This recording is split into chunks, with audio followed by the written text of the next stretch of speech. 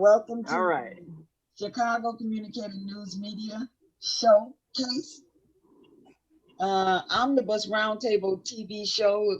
We broadcast on Wednesdays at 9:30 p.m. and again on Thursdays at 4:30 p.m. on Channel 19. So I'm so glad to have two of my best friends here, Miss Naima Latif and Mr. Anthony Trapp. Thank you all for joining me, and we're looking forward to others joining us. But I just thought it'd be important for us to talk about what happened on that debate last night. What did you guys think? Oh, that sister set him straight. I don't care what nobody say. Absolutely. Whatever the vice president is claiming the administration has done, clearly it hasn't worked. When you're looking at over 210,000 dead bodies in our country, American lives that have been lost, families that are grieving that loss. And you know, the vice president is the head of the task force and knew on January 28th how serious this was. And then thanks to Bob Woodward, we learned that they knew about it. And then when that was exposed, the vice president said, when asked, well, why didn't y'all tell anybody? He said, because the president wanted people to remain calm. Well, let's get but Susan, this is important. I want to add, Mr. Vice President, I'm speaking. I'm speaking. Yeah, you can have 15 more seconds, and then we'll give the vice president a chance to respond. So I want to ask the American people, how calm were you when you were panicked about where you're going to get your next roll of toilet paper? How calm were you when your kids were sent home from school and you didn't know when they could go back? How calm were you when your children couldn't see your parents because you were afraid they could kill them? She said, yes, she did. He set him straight. So I was like, hey, can't ask for no more than that. Let me admit, Mr. Odie. Hi. Welcome to the show. Okay. Hello. How are you? I'm fine. How are you? Okay. How you doing, Odie? I'm real good. How are you? Great. Excellent. Yo, that debate was awesome. Wasn't it? And her role was to sit there and methodically go through what the president knew. Yeah. And when he knew it. Yes. And she laid out them facts. See, he kept saying, well, you can talk all you want to, but you can't dispute the facts. That's right. No, y'all can't. Y'all want to dispute the facts, call it fake news. That's what it is. He labeled his own, he labeled the news strategy for his folks. Because that's exactly what that was, fake news. Let's begin with the ongoing pandemic that has cost our country so much. Senator Harris, the coronavirus is not under control. Over the past week, Johns Hopkins reports that 39 states have had more COVID cases over the past 7 days than in the week before. 9 states have set new records. Even if a vaccine is released soon, the next administration will face hard choices. What would a Biden administration do in January and February that a Trump administration wouldn't do? Would you impose new lockdowns for businesses and schools and hotspots? A federal mandate to wear masks? You have 2 minutes to respond without interruption. Thank you, Susan. Well, the American people have witnessed what is the greatest failure of any presidential administration in the history of our country. And here are the facts. 210,000 dead people in our country in just the last several months. Over 7 million people who have contracted this disease.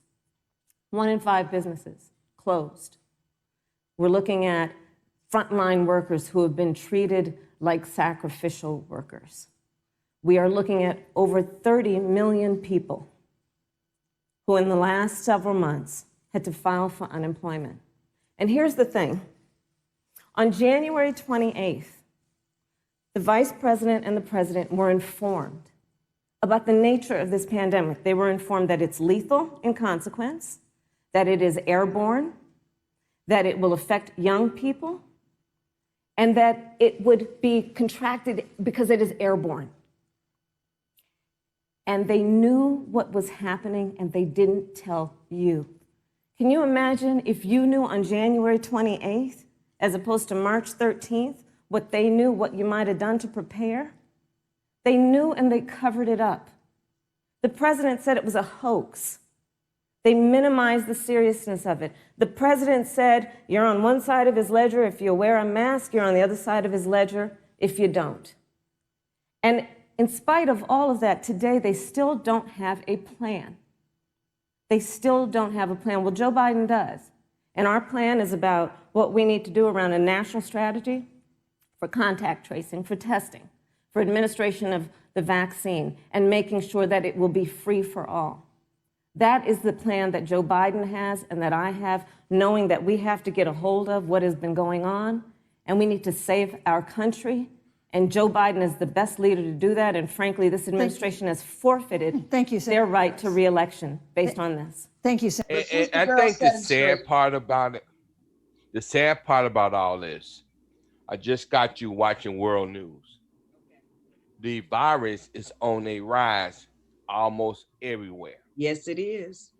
And you had the militia trying to kidnap a United States governor out of Michigan. Yeah. Thank God the FBI stepped Wasn't in that something? and stopped Wasn't that it. something? They, Oh, That they was was going to kill that insane. woman. yeah, they Yes. was gonna take her. They showed all those white guys' faces on the news. Yes. And they're upset because she shut the state down. Yeah. And if we would have did like Europe, shut the country down, Yes. give the people a nice paycheck every Exactly. 2 weeks, Yes. we would have been all right. No, Right. no. They played games with us. Yes, They they played did. games with our lives. Yes, they did. And not only with our lives, but with our financial lives. That's right. That's right. And so many. And a lot of us will not recover. A lot of us will not recover. Right. So many people are just hanging on by a thread. You know, they're hanging on by a Yes. thread. You heard the news that Willie Wilson, Dr. Willie Wilson, has tested positive for COVID. You heard No, that? I didn't know. He tested positive. Yeah. Wow. Yeah, this news came out Him today. and Scott. Him and his Wow. Chicago sidekick, businessman Scott. and They both- Yeah, Oh. both of U.S. Senate Willie Wilson has tested positive for COVID-19. Wilson's campaign spokesperson, Scott Winslow, is also tested positive. So far, they are the only two from the campaign to do so. Wilson issued a statement saying he is Hey, suffering. Regan, welcome to a the lot show. of these people, though, but a lot of these people who are out here campaigning, for some reason, they keep thinking, you know, you can just be out here shaking hands and be all up in people's face because Right. you're Right. campaigning, but you still, you know, the virus is still being spread, so you still have to be Yes. conscious of that. That's right. And That's I right. guess he was not thinking, you know, because he's probably in pretty good health, but still, I mean, the reality is other people are spreading the virus. That's right. So, People like Trump, people like Trump who probably have the virus and we come around yeah, people walking around and not even, you know, he's so busy thinking everybody else can get the virus, but not him. Well, Right. couldn't happen to a nicer guy.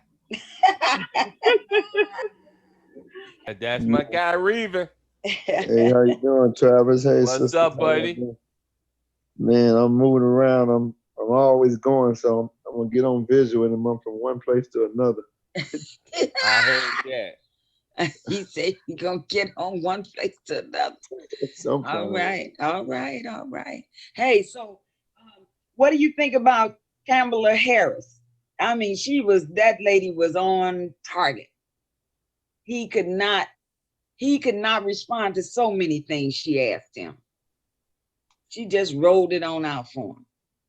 The vice president earlier referred to, as part of what he thinks is an accomplishment, the president's trade war with China. You lost that trade war. You lost it. What ended up happening is because of a so-called trade war with China, America lost 300,000 manufacturing jobs. Farmers have experienced bankruptcy because of it. We are in a manufacturing recession because of it. And when we look at where this administration has been, there are estimates that by the end of the term of this administration, they will have lost more jobs than almost any other presidential administration. And the American people know what I'm talking about. You know, I think about 20-year-olds. You know, we have a 20-year-old, a 20-something-year-old who are coming out of high school and college right now, and you're wondering, is there going to be a job there for me? We're looking at people who are trying to figure out how they're going to pay rent by the end of the month. Almost half of American renters are worried about whether they're going to be able to pay rent by the end of the month. This is where the economy is in America right now, and it is because of the catastrophe and the failure of leadership of this administration. You know what I thought was funny, because I guess he thought he was going to be like Trump and try to overtalk her, and she wasn't having it. Right. And she shut him down. She's like, I'm talking. That's talking. right. And like mommy, you know, like mommy. Yeah. Can I finish You know, my I mean, statement, she please? was, yeah, she knew how to put I him love in his place. And Oh, what did she say, Mr. Vice President? yes. Yeah. And when she talked about Trump's taxes, you know, I was like, you know, this man, she said she was just so shocked because when she heard he only had to pay $750, she thought that they said Like 750,000. 750,000? Like, And no, then when she found out it was $750, 750. she was like, what? Like, no, ain't no way. No, there's some stuff going on. Man, that was just ugly. You know, I mean, I guess he can write out whatever he wants. And he got the folks that can do it for him. So, hey. He paid $750, and I owe them $4,000. Come on now. Now you know something wrong with that picture. Something wrong with the number. I guess my question is, did we play different under Reagan? Did we play different under Tricky Dick Nixon? Did we play different under both Bushes when we was all out in the bushes? Maybe somebody about numbers out here, because I don't remember when black folk ain't never paid no low taxes. We've always paid over taxes. When Obama was with taxes, so we need to know that we need to know the deductions, and that's what we're not being taught. That's all the different tax deductions that we should be claiming, because we really shouldn't be paying anything based on. But see, this is the dilemma that we find ourselves in. And if you're any part of the 99%, whether you on the black side, the white side, the red side, it doesn't matter. The main reason why the Koch brothers spend the billions of dollars that they spend to these right-wing groups is because, number one, they want to control what? The tax code. Yeah. And these folks in the 99%, I'm talking about my white brothers and sisters that's on that 99%, they ain't realized they are being hoodwinked and used by the Koch brothers. Yeah. So Koch brothers say, hey, I give y'all $100 million. Y'all can go over there and talk about some damn abortion. We want to control the tax code, baby. And what did they do? They told Mitch McConnell, if y'all don't give us a tax cut, we would take our marbles and go home. And what did Mitch and them do? Gave them a tax cut. See? Which they didn't need. I'm trying to figure out, how do broke black people fit in this conversation that didn't elect a man? And I'm trying to figure out, all white men, the boys club, have been paying less taxes, and we've been taxed on our back. So whether it be Obama, whether it be Bush's, I just don't know how poor parents be talking about rich parents when we're not even in the baseball park. You know the one thing that we are not doing that would solve a lot of our tax problems. This country is designed for people who are in business, and when you're in business, you get every single tax break imaginable. What we do, we look for a job, and we're consumers, and we're spending and making our paychecks, but we get taxed higher because we don't have a business or a home office where we can write off everything from our gas expenses to our electricity to our cleaning bills. And really everything that we do needs to be a tax deduction, and it's set up that way. We just haven't learned that because we haven't learned how to be in business so that we can deduct everything as a tax break. There's a reason why President what's that guy's name? 45. Yeah, 45. And the reason why 45 can pay $750 out of all the millions and millions that he makes. He ends up only paying $750 because he knows how to make everything a tax deduction, which you can do legally if you own a business. So that's all we need to do, and we haven't learned that because what are we descended from? People who had jobs, and who are they descended from? People who had jobs, and who are they descended from? People who had jobs, and who are they descended from? People who were slaves. So we never got into the American economy and benefited from it the way everybody else has who understands. So you know what we need to do, Naima? We need to teach how to do the taxes so that we can start to benefit from some of these tax deductions. Everybody ought to That's have what we need to do. And Anthony is on today to talk about the property taxes and what's going to happen with this upcoming election. Anthony, tell us what you need us to know. This is what I need y'all to know. The fair tax is nothing more than the progressive income tax that we have on the federal level. There's a concept called taxation equity. Taxation equity. It's a big word. All it means is fairness. We want the folks who make the most to pay their fair share of taxes. Makes sense to me. And as long as they don't pay their fair share of taxes, the little people have to pay the taxes. Mm-hmm. And folks, the more you make, the more you should pay. That's it in a nutshell. That's how it should be. I can't simplify it no more than that. But what folks have to understand is that, hold on one second. Adam Smith, who is the father of economics, he is the father of the progressive income tax system. Now, the rich love Adam Smith. As long as Adam Smith is talking about free trade, laissez-faire approach to hands-off approach on government. But as soon as Adam Smith tells them rich folks, y'all should be paying the bulk of the taxes. And they said, why? He said, y'all got the damn money. That's why. Makes all the sense in the world.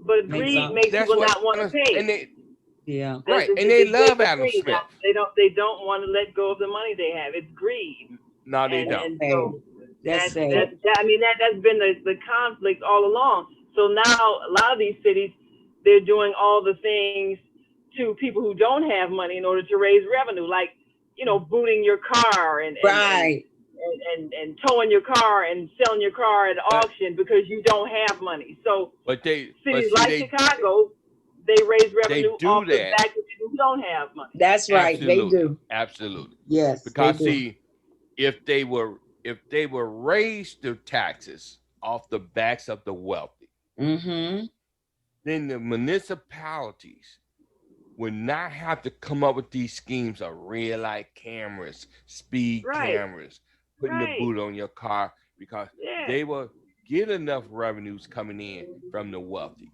Right. Now, see, I'm at a point where I'm telling my people, whether you black, white, green, red, it's time to put an end to property taxes, folks.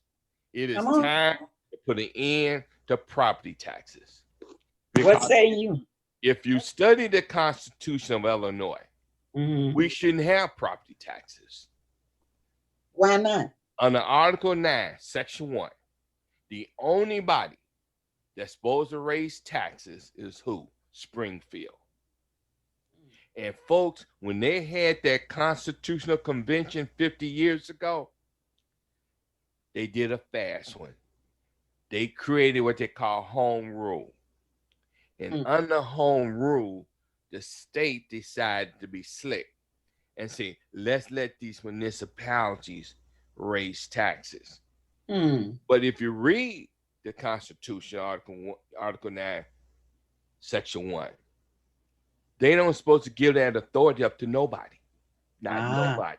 Okay. And see, the business people sued because they said that personal property taxes was unconstitutional.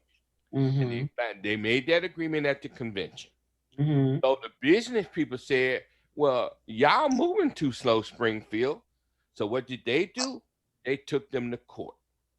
The county assessor, the treasurer, and the courts ruled that the state had to come up with what they called a statewide tax, whether it was whether it was income tax or sales tax, Wow. and send the lost revenues to the municipalities and to the school districts. Okay. So that's how all this stuff came about. Now, Interesting. we got hoodwinked in all this mess because what the guys in Springfield found out that they could do. And one of the delegates at the convention said, well, what if the people don't want to pay the property taxes? Well, hell, we'll take their damn property. And that's what they do. And that's what they do. Yeah. But I'm here to say to people, 50 years, 50 years that they have ruined our community. It's time to tell these folks in Springfield, it's time to put an end to property taxes. And if you don't want to put an end to it, we will stop paying property taxes. Right. Y'all feel our pain. All Folks, right. it's time to say to Springfield, let's revert this system back to where it's supposed to be 50 years ago. Shift the burden back to Springfield. Reven, Do away with property taxes right now. what say you, Reven? I saw you've been trying to get in there a little bit. What say you? Well, the tax doctor has done extensive research, and I've been with him since he's been putting it together. We had the task force. I just say that this whole conversation, John Stroger was over the county. The largest concentration of Black people in the United States of America is on the south and west side of Cook County up north. I just say we had a Black mayor. I say we had the first Black senator. I say we had good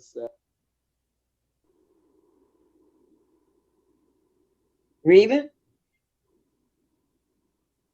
Hello? He must have dropped, but I still. leader. Oh, There there we you go. All right. Can you hear me? I can Yeah, now, yes. Go ahead. Every national leader, and we've had mayors. So I'm just trying to say we got 89 Black elected officials, the largest of any in the United States.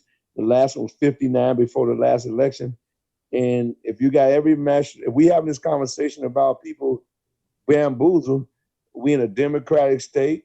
We've had governors, we've had the NAACP, Urban League, and we lost all our banks, we lost all our grocery stores. So I'm trying to figure out who was responsible that looked like me while I was in college trying to get my education to come back to get something, and they just stole all the shit. So I don't understand. So I mean, help me out. Well, see, check this out. Reven just touched on a powerful point. Okay. Yesterday, the treasurer, Maria Pappas, was on WVON. Matter of fact, for the past 2 or 3 weeks, she's been coming on VON talking about the county taxes. And the fact, because last year they had 50-some thousand people on the tax roll to lose their property because they owe the county $200 or $300. But what she said, the county owed them thousands of dollars. Wow. Now, my position is, if I owe you $300 and you owe me $4,000, why can't you just deduct the $300 from the $4,000? Exactly. Well, there's no law for them to do that. So I see it, as Reuben pointed out, with all these elected officials, they've been AWOL on that issue. Okay. And when you think about Maria Pappas, I think she's in her fourth term. She just got reelected in 2018. She's been saying the same thing ever since she got elected back in 1998. Wow. But Travis, it goes Yes. back to what I'm saying. If she's been, her job is to tell us the problem. And once we see the problem, it's called City Council Black Caucus. It's called Federal Danny Davis and them caucus. It's called County Board Caucus. It called these different Chamber of Commerce and these Urban League Caucus, the Operation Push Caucus. All of these people we call Church of God in Christ, Pentecostal, Church Once Removed Caucus. All of these people, we're supposed to say, our people are supposed to get their share with Deborah Graham and the rest of them. So she's doing her job. Now she ran around the radio on something that these people we elect are called lawmakers.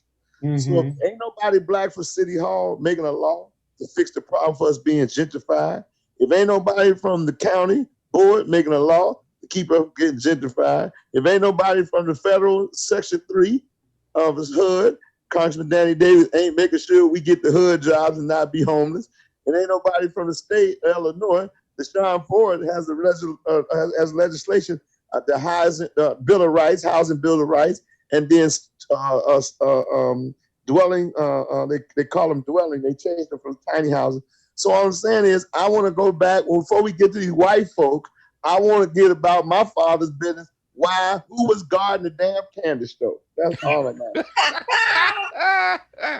All right. Who's guarding the candy store? Well, we know the Black Caucus was guarding the candy store, but the problem with the Black Caucus, you know, there's a concept called eating at the trough.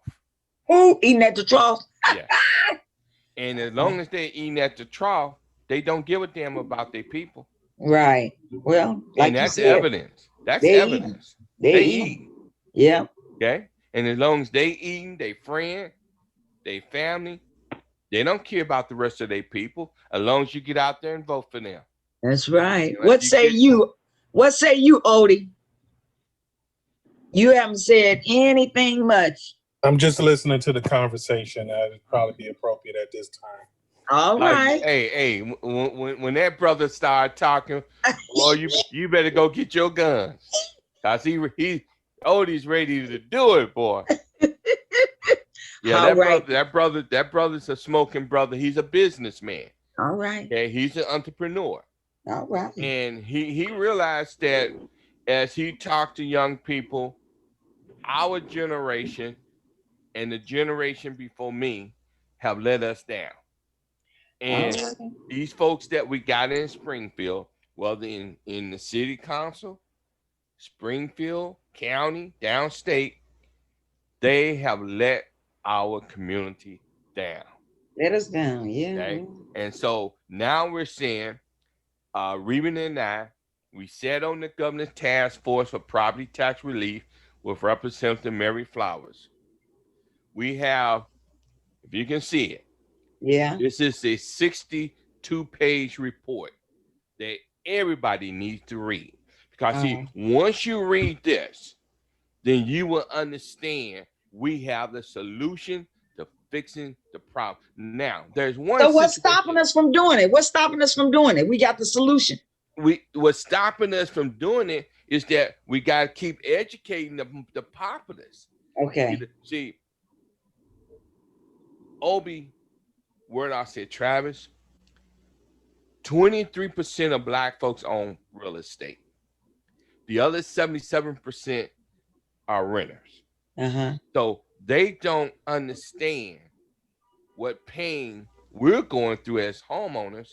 But then again, on the flip side of that equation, I tell folks, people who rent pay property taxes too, because the person who owns the property is going to put the property taxes embedded in the rent. Yeah. Because they're not going to take their profits and pay the taxes on without you paying your fair share of those taxes for them. Right. But the point is this. Illinois is the laughing stock of the country. Why? We have 7,000 units of government. 7,000. We have a shrinking population. We were around 11, 12 million people. When you look at Illinois and you look at other populations, Matter of fact, California got 40 million people. And how many units They of got government do they have? they got 50 counties. Huh? 50 counties. 50. We got 102. Oh. So where did we go Let's wrong? well, it's called eating at the trough. As long as my friend, matter of fact, the first report that Sam Ying, the Representative Sam Ying from up north, the first report they put out, they said it would be difficult to fix what's ill in the state of Illinois because of friends, family, contracts, and jobs. Whoa. Now, None of which do we have. absolutely. But also remember, going back to 1970 at the convention, they said in the convention, we can't get nothing done because friends, family, jobs, contracts. That happened 50 years ago, folks. So 50 years ago, they said the same thing. Here it is, 2020. Okay. And remember, when August the 2nd came of 2020, that gave us a 1-year anniversary of the task force. Now, the governor told both parties at the budget meeting or at the state address, I want you two, the parties, to come together. And these are the 3 words he used: reform, consolidation, and liquidation. First, though, Governor Pritzker outlines his plans for Illinois in the State of the State address. But this comes just one day after a former state senator pleads guilty, to taking thousands of dollars in bribes as the federal corruption investigation widens. WGN's political reporter Tamad Bradley live for us in Springfield tonight with our report. Hey, Tamad. Hey, Joe and Micah. Governor Pritzker said today it's time to confront the scourge of public corruption.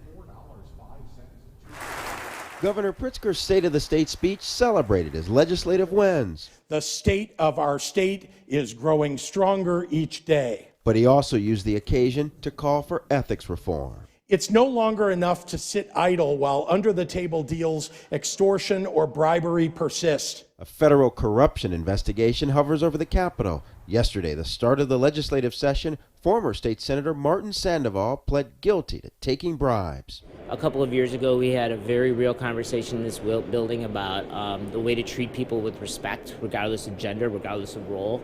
I think we're having the same conversation now about ethics. As a commission studies ethics changes, the governor is calling for lobbying reform, specifically an end to the practice of elected officials working as paid lobbyists, and a revolving door policy to stop lawmakers from immediately lobbying their former colleagues. Restoring the public's trust is of paramount importance. The lobbying reforms could be a tough sell. Many members work on the side as lawyers and lobbyists. State Senator Dale Ryder says he'll believe it when he sees it. If the governor wants this to happen in Springfield, he's going to have to do more than give it the brief lip service like he did in this speech. State Senator Selena Villanueva, who took over Sandoval's seat, says lobbying restrictions are a no-brainer. This is my only job. I am not a lobbyist. I'm not doing anything part-time. I'm a full-time legislator. And part of it is I don't understand how people have time to be anything other than a legislator. Republican leaders say they'll deliver votes for ethics reform, but they want the governor to prioritize property tax relief. They say a recent commission was a sham. If he really wants to confront property taxes, it's time to really leverage and rebuild Illinois' economy.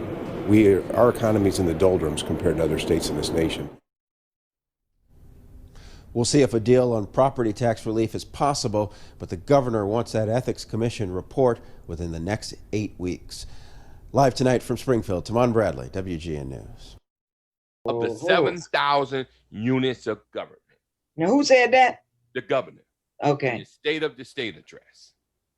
But the governor then come back and say that pension reform, those are people like me who support pension reform. We're living in a fantasy world. Oh, wow. We're not living in a fantasy world. Everything must be reformed if we're going to save this state. but he didn't believe it. He think we living in a fantasy world because the reform initiative that you have put forth is not, he doesn't agree with it. Well, the governor is too busy trying to get the fair tax passed. And what I want folks to understand, even though I support the fair tax, because the rich should pay their fair share, but the fair tax is not a panacea to solving our problem. Okay. And everything's got to be done in phases. The pension crisis can't be done until you have a constitutional amendment to amend Article 13, Section 5, because you cannot diminish their benefits, not at all. Now, Governor Thompson in 1987, he jumped up and down when he was the governor. He jumped up and down because he signed into law that compound 3% COLA increase that the retirees got. Now you tell me, and I use Eddie Johnson as an example, he gets close to $16,000 a month in retirement. What? Yes, $16,000. And we pay him 3% COLA, compound COLA every year. Wow. All right. After needing a kidney, and getting a kidney from his son, and then going out drinking and chasing women on our tax dollar, and now he done left pimping, hustling, and playing, and now he getting a pension after getting caught drinking and kissing in the car on our dollar. And I'm saying again, who's guarding the cookie store? And well, once again, the Black Caucus, the Hispanic Caucus, okay, and the unions. Wow. I'm a union. Let me make it perfectly clear. I'm a union person. Don't get me wrong. But I say to the unions, you're going to have to come to the table. You're going to have to sit down and you're going to have to listen to reason, because the state of Illinois cannot continue to pay the benefits under Article 13, Section 5, because the money ain't there, number one. We owe hundreds of billions of dollars to the pensions. Then we got another crisis with the benefits is the medical insurance. We can't afford to keep paying their medical costs. And not only in the state of Illinois, but around the country. And I tell folks, the best thing that can happen to this country is for us to move to Medicare for all. Because that's the only way you're going to be able to take these states that are suffering financially because of the benefits that we're trying to pay these retirees. Only way you're going to fix it.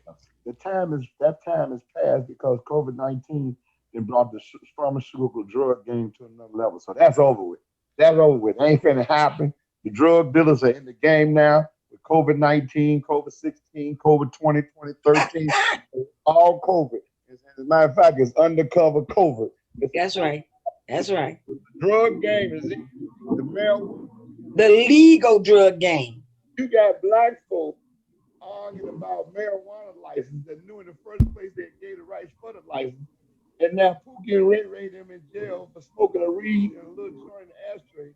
What's your phone? Your phone. We can't hear you, Reuben. Okay. Going in and out. They done went to jail on a joint ashtray selling nickel bags, dime bags, and a little couple of pounds. Their parents come back and they aunties who told them they was gonna drop out of school, be crazy and drug addicts and gangbanging, now applying for license to get licensed for the sale of stuff that their children were smoking in the basement. And then they're arguing about procurement contracts for marijuana when the damn union and black contractors ain't the construction contracts on the highway. Your voice going in and out, Reuben. Oh man, let me see. Give me one second. I'm sorry. Give me 1 second. Yeah, while we was doing that, uh, this whole issue with this virus, Yeah. done really messed up the budgets around this country. And see, I'd say to my conservative friends, Mhm. I understand how you feel about places like Illinois, who and I have to put it on both parties, both Democrat and Republican Party helped ruin this state financially. But let me say this: when Wall Street damn near bankrupt, destroyed America, yes, we got pissed at them. But what happened? The 99% bailed them out. The 1% made a lot of bad decisions that cost us money. Matter of fact, they didn't even give a damn that the country was about to go into a deep depression. They didn't care about that. So I say to my Republican friends, my conservative friends, you have to understand that if we can bail out those crooks on Wall Street, and none of them that I know of went to jail, if we can bail them out, then you know what? We're going to have to bail out these states.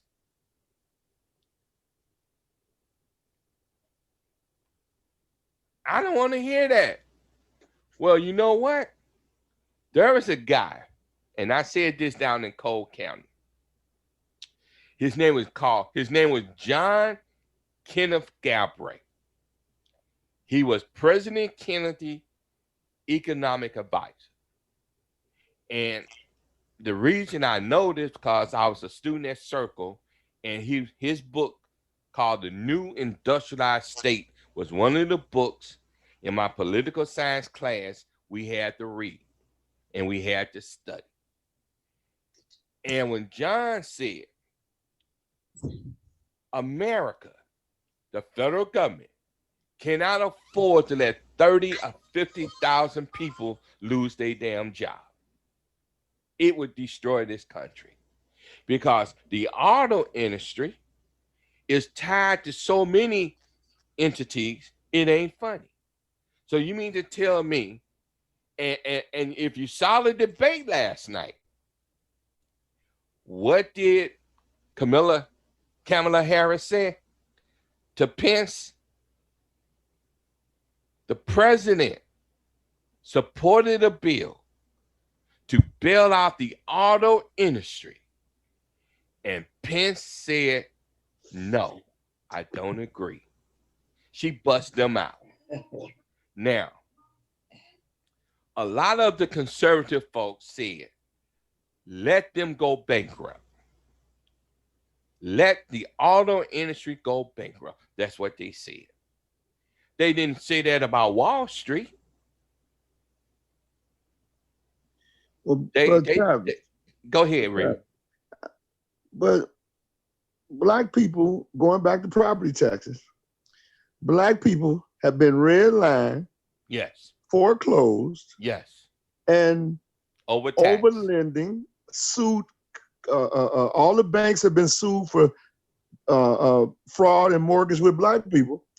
And there's a brother that lives in Chicago in Hyde Park, decides that he's going to bail out Wall Street and bail out the banks who foreclosed, redline, Cardwell Bank, U.S. Bank. I mean, all them banks destroyed black people, economic housing, and the brother bailed both of them out.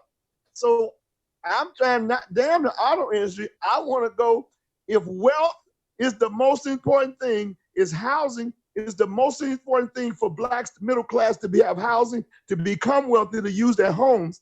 And we got a brother that was in the White House 8 years and decides to bail out the banks that are redlined, the banks that have foreclosed, the banks that have doubled our mortgages, and predatory lending at every level for over 30, 40 years, give Wall Street a bailout and the banks bailout, and we got our ass out.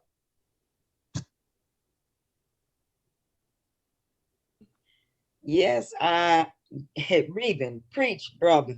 I know you and Anthony,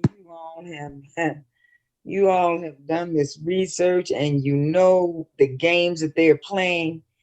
I want to strategically get together and plan our next move. We need to do more than just talk. It's time for us to put a plan together, an action plan. What are we going to do next? Odie, I know you're going to be involved with this. What do we need to do next? It's a time for talking and it's a time for action. This is that time. What say you? It's that time. We need to strategize. We too smart to be in this situation, y'all. It's time for us to put some action plans together. Anthony, you got all the answers with the property taxes. Oh yeah. We ought to start with somewhere. We need to start somewhere. Well, bringing this change into fruition. This is where we got to start, folks. We got to say to Springfield, we got 7,000 units of government. It's time to cut that down to about 1,900 units.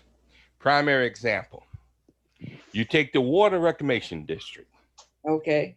$1.3 billion budget, 2,000 employees, 9-member board making about $70,000, $80,000 each. You got 100 workers over there make $100,000 a year. You got another 100 to make about $200,000 a year, and plus, they have their own police force over there. Right. Now, you take Cook County. We got 17 commissioners at about $70,000, $80,000 a year. 17. Whoa. Now you tell me that under consolidation, that the Water Reclamation District can't go up under the jurisdiction of Cook County? Ooh. And they got 17 commissioners? Half of them ain't doing a damn thing but getting a damn paycheck anyway every 2 weeks? What are they supposed to be doing? Getting a paycheck every 2 weeks to do nothing? Well, Wanda, this is what I would say. Now, understand this. We under our system, we have 5 water reclamation districts in the state of Illinois. 5. Okay, the one we got up here in Cook County is just one. All right. The other 4 is scattered throughout the state. Okay. All right. Now let's touch on. First of all, let me say this. Everybody needs to know we spend $30 billion a year in property taxes. 18 billion goes to the school districts. We have 856 school districts at a price tag of $18 billion. Whoa. The other 12 billion go to the 6,200 other units of government. That's where your $30 billion in property taxes go.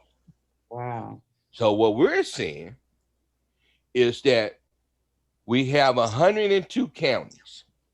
And we was pushing, as we were looking at the numbers in our report, we was pushing to get rid of 22 counties. Okay. That would have left us with 80 counties. Now, about 3 weeks ago, somebody from, I think it's Northbrook, wrote a letter to the editor. And I said, damn, they must be spying on me. He wrote a letter to the editor. He said, based on the fact that Illinois is losing population, I'll call it outright migration, You take California. If California, as I pointed out earlier, got 40 million people and they got 50 counties, why in the hell do we need 102 counties and we got less than 12 million people? And he pointed this out. Now, about 2 or 3 days ago, there's a mayor down there by East St. Louis or St. Louis in Illinois. He said his municipality is broke, the one next door is broke, and the one by that one is broke. He said, I would step down as mayor for all three of us to come together and make one unit. Check that out. That was in the newspaper. All right. That's under consolidation. Now, let me tell you what my state rep told me. He told me that my views on consolidation was too extreme. Oh. Okay? He says too extreme. So was his job in question? Say what now? Was his job in question? Not yet. but check this out. And this is show you how God is good. There was a task force that the governor put together to deal with the pension crisis. Okay. But what happened was I talked to Representative Ford and my senator, that Kimberly Lightfoot. I wanted to be part of that committee, that task force. Well, Representative Ford made a phone call. Okay. All right. And the guy that was in charge of the task force representative for the governor, I got in contact with that person. They said, hey, come downtown to the meeting at the Thompson Center. Okay. I get down there to the meeting. None of us in the room now. Nobody. None of us. Nobody looked like us. Right. Oh, wow. So I'm sitting there and I'm listening because they got the union reps, they got the insurance people, and they had this business guy who was in charge of the task force. So I'm sitting there listening to them go back and forth. And one of the guys said, well, why not make these municipalities put their money up front for the pensions? Okay. I'm sitting there and listening to this, and I'm saying, bro, that ain't gonna work.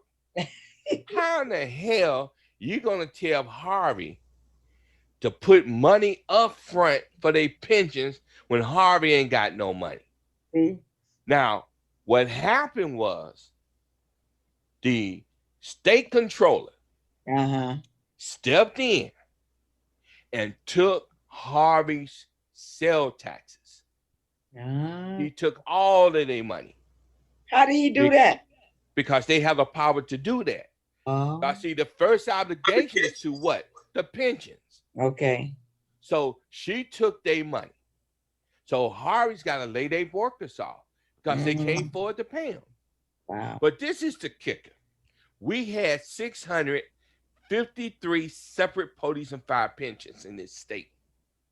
So the governor task force got together, and some of these police departments didn't want to do this, but they voted to consolidate 653 police departments police and fire pensions to two.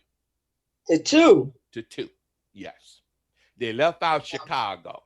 Now I was told they're supposed to go back and revisit that, so Chicago police and fire pensions can be part of those two pensions. Now, that's well. Folks, that's deep. That's why. When I sent that text back to my state rep, I said, "This is what consolidation looked like," and the governor set the example for consolidation when he did that. So when I say to folks, and we use Chicago as a model. Chicago got 400,000 students, 600 schools, and they pay their CEO $260,000. 855 other school districts pay some of their superintendents $400,000, less than 1,000 students and 2 schools. Oh, wow. And this is running rampant throughout the state of Illinois. We got superintendents that's retiring, going to make $8 million in retirement that you and I have to pay. Well, hey, before we got about 8 minutes, I just want to welcome Dr. Ford to the show. He called in late, but he's here. Welcome, Dr. Ford. Dr. Ford. Thank you, thank you, thank you. All right, all right. You just heard Anthony Travis, the tax doctor, talking about what's going on with our property taxes. So I just wanted them to know that you were here. So Anthony. Well, my thing is this. The Chicago Tribune told us under the tax divider, Joe Barrios, he stole $2.5 billion from our community, overvaluing our property, overtaxing our property, and saying to us, we don't care that we overvalue your property. See? Okay? We overtax your property. They didn't care. They didn't care. Now, the Metropolitan Planning Commission, they put out a report that because of segregation, we lost $4 billion. Because of segregation? Yes, because of segregation. And remember when Reuben talked about the redlining? Yes. Well, all that's part of this whole fiasco. So overall, we done lost $6 billion just from Cook County. Wow. Okay. That's interesting. Now, we're saying that if we want to talk about reparations when it comes to income taxes and property taxes, the best thing they can do for us is liquidate, like the governor said, reform, consolidate, and liquidate. I say let's liquidate property taxes, shift the burden back to the state the way it's supposed to have been back in the 70s under the Constitution, Article 9, Section 1. What say you, Reuben? We got 5 minutes, folks. I say, if we don't make the political system be accountable, those who represent us, we're just having a conversation. The purpose of elected officials is to write policies, get access, and bring home the bacon. Well, we wrote laws and we have not enforced them and held our elected officials accountable. And so instead of getting bacon, we got cheese. So, boy, you know you rough. We got cheese. but I think where we are now, desperation. You know, people with air conditioners don't care about people with fans, and so we just got to stand. Whoever wins the election, Black people lose. We're not in a position to leverage our vote on no level. Even if they told us, yeah, we have no leverage to say, if you don't do this, what we're going to do. If you don't do this, the Latinos make them pay consequences. The president signed an executive order for Latinos, but he said he was trying to shut them down at the border. So the Latinos went to D.C. and he changed his mind about immigration. And they have an executive order as of July 9th, 2020. We have not been in a position with no president to get none. All I know is we had 8 years of the Bushes. Then we had Obama for 4 years. We didn't ask for nothing, didn't get nothing. Now we got Trump for 4 more years. That is a group of people that act like they not no damn citizen to be around through the Bushes, through Obama, and back around to Trump. And we ain't got a grocery store to feed ourselves. God bless the child that's got his own. Reading. All right. You heard it here on Omnibus Roundtable TV show with the Chicago Communicated News Media. I'd like to thank all of you all for joining me. This has been an interesting discussion. We went all the way from the debate and what we thought our sister did that was so phenomenal. She just kept old boy in line. You know, every time he tried to step out and do like her president did, she just reeled him right back in. She had that hook on him and reeled him right on back in there. You know what I mean? Please, Sister Wanda, will you please call your sister, the Vice P, to be elected and tell her, quit calling white men by their first names. That ain't damn TV when they working for government. The former vice president ain't no damn Joe. Joe Blow. She was just showing her relationship with Joe. Yeah. No Right, because it's all about no relationships. national She's showing her relationship. That's all. She can call him by his first name. That's Joe to her.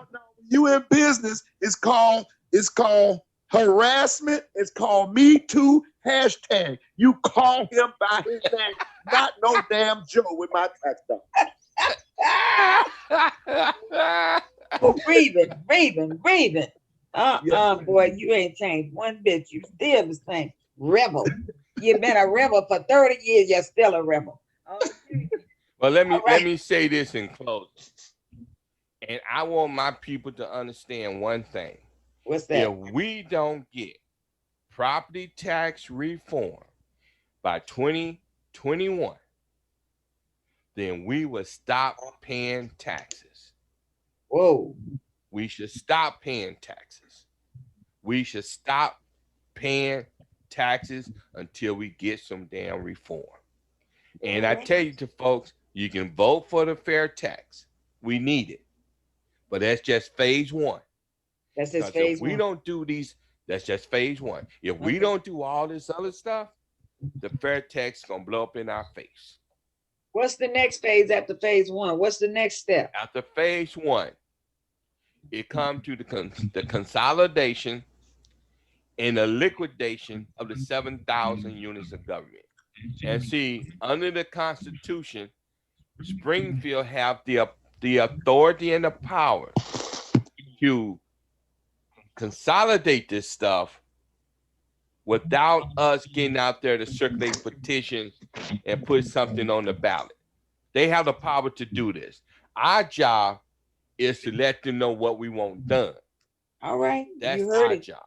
You heard it here. Omnibus Roundtable Television Show. I'm Wanda Carter, your host, and we'll see you next time. We're going to do this on a weekly basis, so look for the invite for next week. I'll see you then. Thank you for joining me. Have a great evening.